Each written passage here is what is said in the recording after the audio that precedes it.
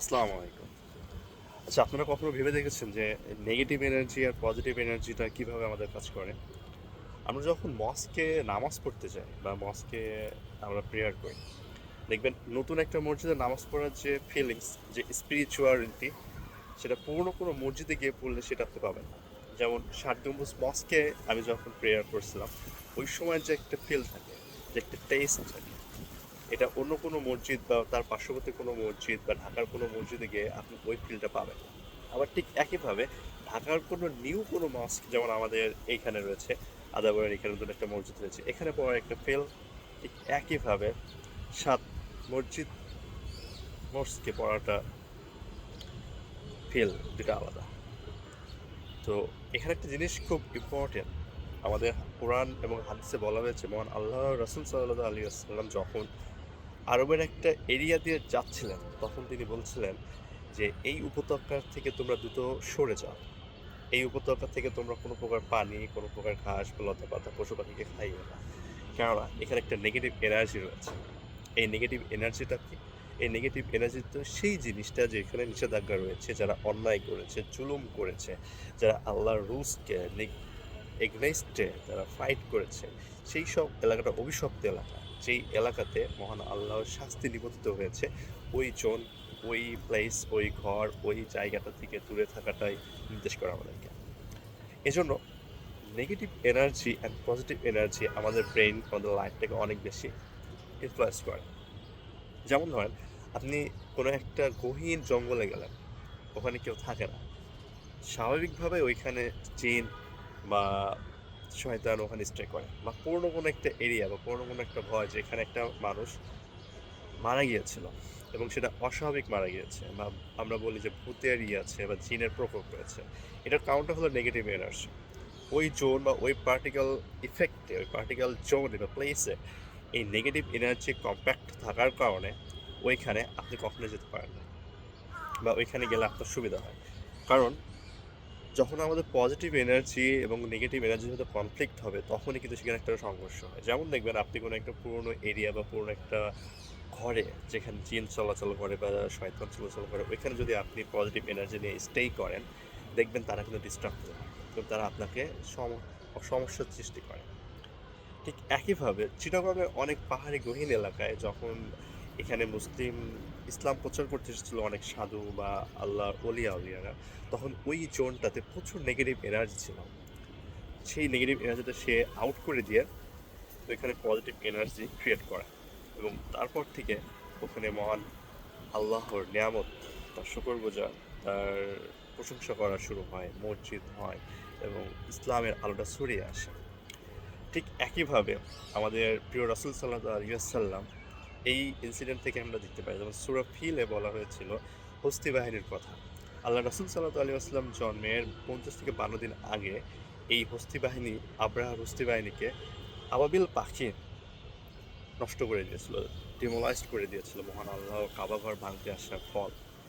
তো যখন আল্লাহ রাসূল সাল্লাল্লাহু আলাইহি ওয়াসাল্লাম এই জোনগুলোতে পার হতেছিলেন ব্যবসায়িক কাজে বা মিশর থেকে ফিরে আসার সময় বা সিরিয়া যাওয়ার পথে বা কোনো একটা ট্রাভেলের সময়, তখন তিনি তার সঙ্গী সাথীদের বলেছিলেন তোমরা দ্রুত এই জোনটা থেকে সরে যাও, কারণ এখানে মহান আল্লাহর অভিশাপ নিপতিত রয়েছে এবং এই নেগেটিভ এনার্জি বা এই জোন থেকে তোমরা কোনো প্রকার কিছু নিও না।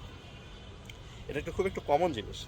যেমন আমরা যদি কোনো খারাপ একটা প্লেস থেকে কোনো কিছু নেই বা খাই এবং সেটা আমাদের বডির উপর কিন্তু ইফেক্ট করে, আপনি দেখবেন আপনার একটা জিনিস খাইতে ইচ্ছা হচ্ছে না, আপনি এটা কিন্তু খাচ্ছেন, কিন্তু ওটাতে নেগেটিভ এনার্জি থাকতে পারে। যেমন রাস্তার অনেক হোটেল রয়েছে, ইভেন অনেক রেস্তোরাঁ রয়েছে, নামি দামি রেস্তোরাঁ, যে রেস্তোরাঁ যারা খাবার পরিবেশন করেন বা খাবার মেক করেন, প্রসেস করেন, সেই সময় তাদের কি পজিটিভ এনার্জি থাকে কি না সেই সেন্সটা কি দেখতে হবে। আপনি একটা জিনিস দেখবেন যে আপনার বাসায় মা, ফুপি বা আপনার প্রিয়জন যখন রান্না করে, তখন তারা এরা ভাবে যে আমার প্রিয়জন মানুষ এখানে এই ডিশটা ভক্ষণ করবে, একটা পজিটিভ এনার্জি সেই খাবারের মধ্যে থাকে, একটা ভালোবাসার কেয়ার থাকে।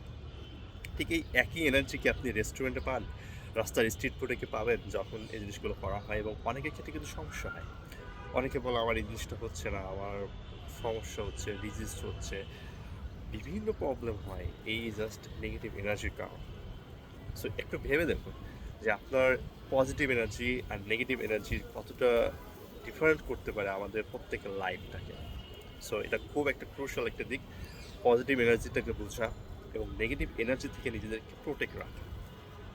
যেমন কোনো একটা নতুন মস্ক যদি করা হয়, সেখানে কিন্তু কেউ নামাজ পড়ে নাই, বা আপনার পূর্বপুরুষ বা আত্মীয় স্বজন কেউ নামাজ পড়ে নাই, কিন্তু ঠিক একই পার্শ্ববর্তী একটা মসজিদ বা মস্ক, যেখানে আপনার পূর্বপুরুষ, আপনার বাবা বলেন, আপনার দাদা বলেন, চাচা বলেন, আত্মীয় স্বজন সবাই, অনেক মানুষ সেখানে গ্যাদারিং হয়েছে, সেখানে ওয়াজ করেছে, মহান আল্লাহর ইবাদত করা হয়েছে, বিভিন্ন বাণী, প্রশংসা বাণী করা হয়েছে এবং কোরআন তেলাওয়াত করা হয়েছে, সেগুলোর ইফেক্ট পাওয়ারে ওই জায়গাটাতে প্রচুর পরিমাণ পজিটিভ এনার্জি ফিক্সড হয়ে যায়, ফিল হয়।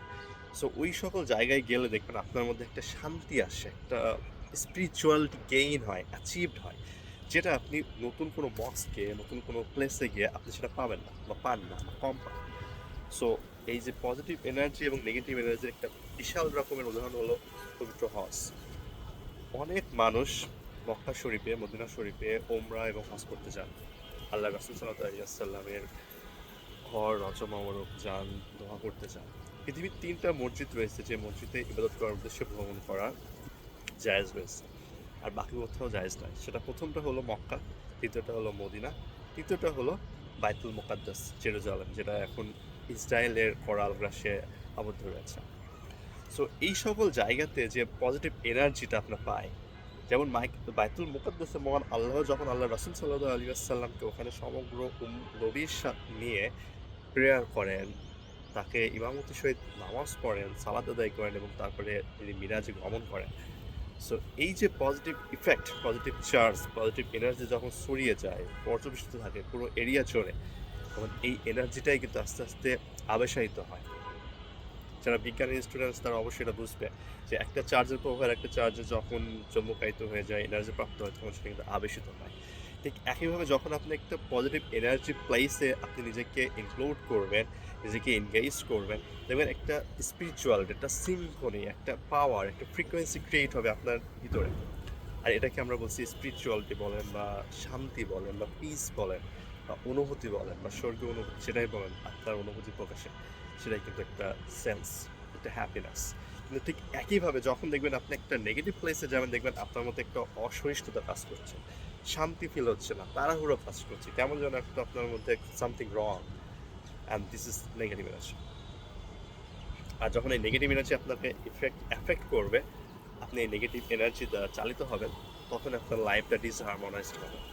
লাইক এটা হতে পারে জিন, হতে পারে শয়তান, যারা আপনার লাইফের সিম্ফনি বা আপনার ফ্রিকোয়েন্সিটাকে বা আপনার পজিটিভ এনার্জিটাকে স্পয়েল হচ্ছে। সো প্রত্যেক ব্যক্তির উচিত পজিটিভ এনার্জি কোনটা, নেগেটিভ এনার্জি কোনটা, এবং দুই এনার্জি কখন হয় কখন হয় না, এই জিনিসটা আমাদের খুব প্রয়োজন। এটা হতে পারে কোরআন তেলাওয়াতের মাধ্যমে, হতে পারে প্রেয়ারের মাধ্যমে, কিন্তু খুব বেশি জরুরি এই পজিটিভ এনার্জিটাকে বোঝা, যেটা আমাদের ইসলামে পবিত্র কোরআন সূরা ফিলে বলা রয়েছে এবং আল্লাহ রাসূল সাল্লাল্লাহু আলাইহি ওয়াসাল্লাম হাদিসে আমরা পেয়েছি। সো সবাই ভালো থাকবেন, পজিটিভ এনার্জিটাকে বুঝুন, পজিটিভ এনার্জির সঙ্গে থাকুন, নেগেটিভ এনার্জিকে দূরে রাখুন। আসসালামু আলাইকুম।